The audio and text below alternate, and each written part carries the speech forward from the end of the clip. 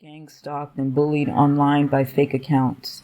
I've had my phone, email, and social media accounts hacked several times. My cell phone has also likely been cloned. I had to work pretty hard to get my mother to let me change our Wi-Fi password. When we got an update to our modem a few years ago, the technician who installed it had advised us not to change the generic password, which sounded suspicious to me. And it was also the first time I'd ever heard of something like that from a communications tech. We had all kinds of issues with the Wi-Fi, in my opinion. Plus, it's like if you go online, you can see other networks.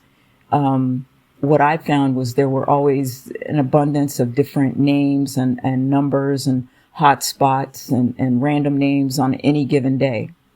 Along with this, I've had my information sold online, probably on the dark web, which I'm assuming because of a marked increase in email spam and spam text messages. And this by itself is pretty common, but when you receive a number within the same time frame of spam and text messages and things of that nature, that's the only conclusion I could draw. I will also mention that revenge porn, digital manipulation, and the use of deep fakes were probably also a factor in my case. I'm likely known in places and in ways I've never wanted to be. And someone's made money from that, this type of abuse, without my agreement or consent, and it's not something I would agree to anyway. Realizing you literally have enemies at almost every turn is bizarre, particularly if you are a peaceful person who minds their own business. Because I've always been something of a loner, this probably made it easier for this group to think I was an easy mark. It seemed people teamed up just to outcast me, lie about my character, and obstruct anything I did. None of this was as astounding as realizing it was done illegally. I've experienced phone tapping, which is interesting because I haven't been informed I'm part of any investigation. Since I have trouble receiving mail, I likely wouldn't know. Assuming someone hired an independent contractor, this is probably more of a case of illegal surveillance than it is anything else.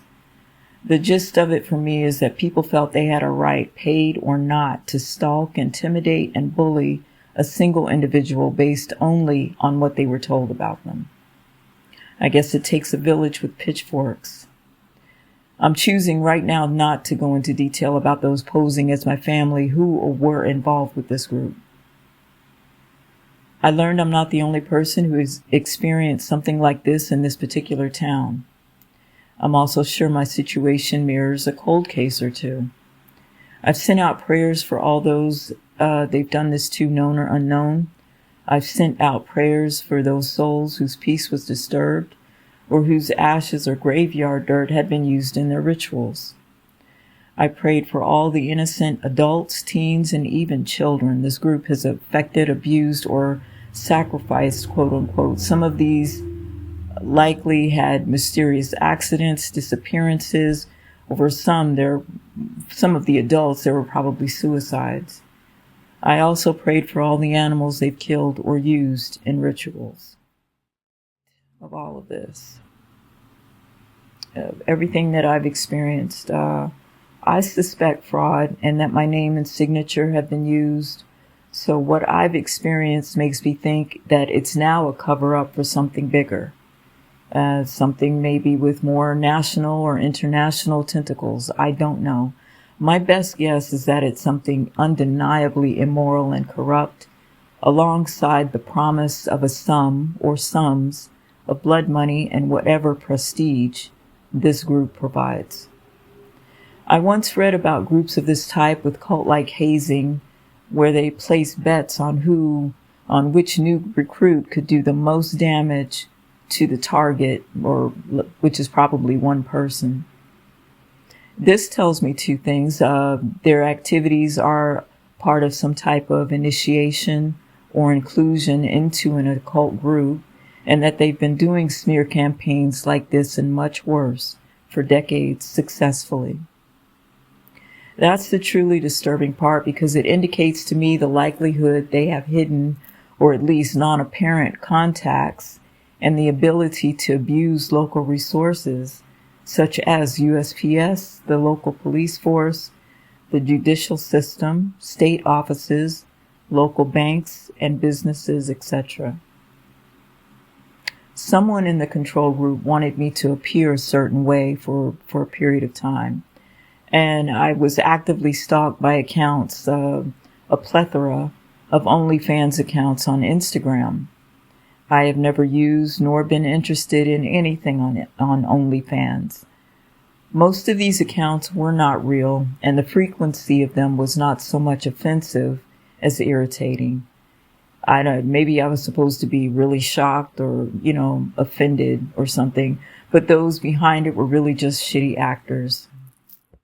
Because sometimes their tactics are infantile and transparent to the point of insult. For a while, every time I opened up the Instagram app, I could expect to have a brand new follower whose profile listed an OnlyFans or Get My Links URL. It got to the point where I instinctively reported and blocked them.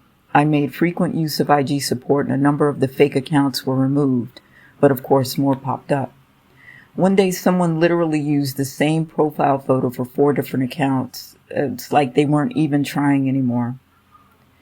I wouldn't wish this on anyone, including those who have targeted me. God, however, might have a way to balance things out differently. If any of this sounds familiar to anyone reading, some of the things you experienced might resemble this list: slander and defamation, false police reports or complaints, reports of drug use or illegal activities, reports of prostitution, reports of mental health issues or mental instability, falsified medical records or conditions, illegal access to medical history, statements, insinuations, or even reports meant to discredit or imply incompetence, discriminative company practices usually associated with money, mail tampering and mail theft, forgery and identity theft, property theft, intellectual property theft, vehicle tampering, online gang stalking and bullying, device and Wi-Fi hacking, phone tapping, illegal surveillance, fake social media accounts,